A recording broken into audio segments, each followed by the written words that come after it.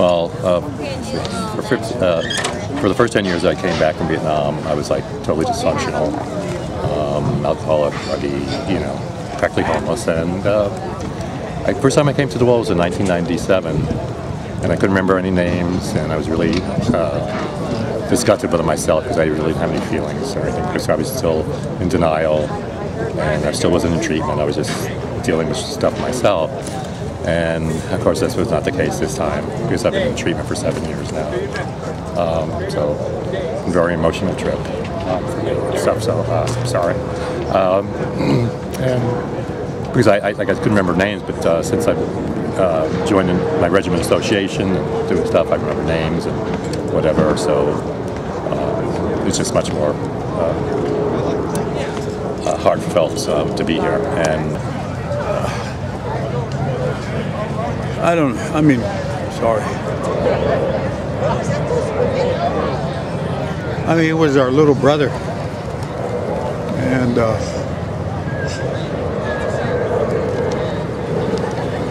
just come visit him, I was in that era.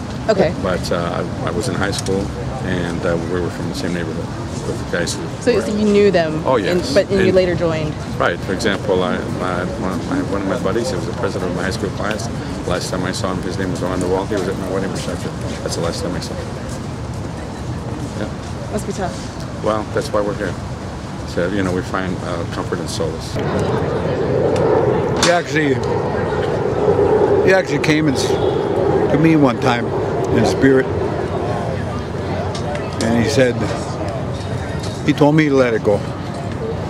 I had PTSD, and he said, "Let it go, brother." He said, "Where I'm at, I'm okay. I'm gonna take place."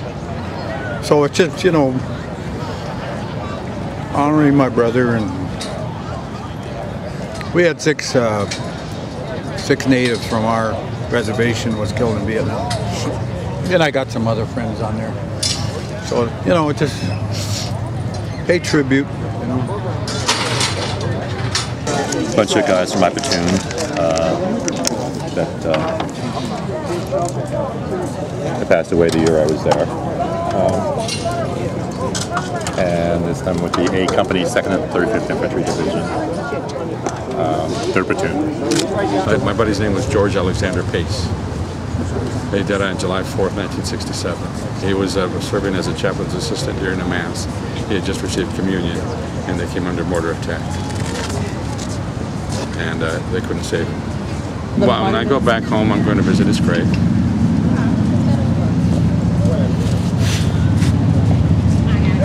Excuse me. Yeah. Just, it reconnects you with them. It's really hard to describe. We say the guys you fought with. You can know somebody your whole life, even part of your family, and but when you're in combat with people, that you live in the jungle with, they save your life and you save theirs. There's no bond greater than that, and you're brothers for life. So when you lose a friend, even after 40, 50 years, and you see them on their name on the wall, it just reattaches you with them.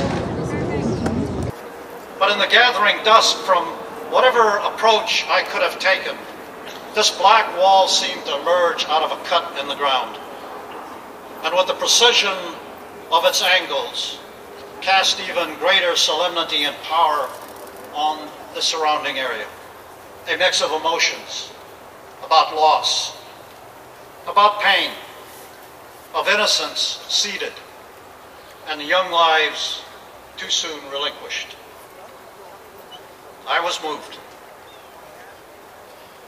All of us who fought in Vietnam came home changed, older than our years, tougher, more serious, no less vital, but somehow less lighthearted. And as I touched their names, I could feel the power of the wall connecting. And this is not just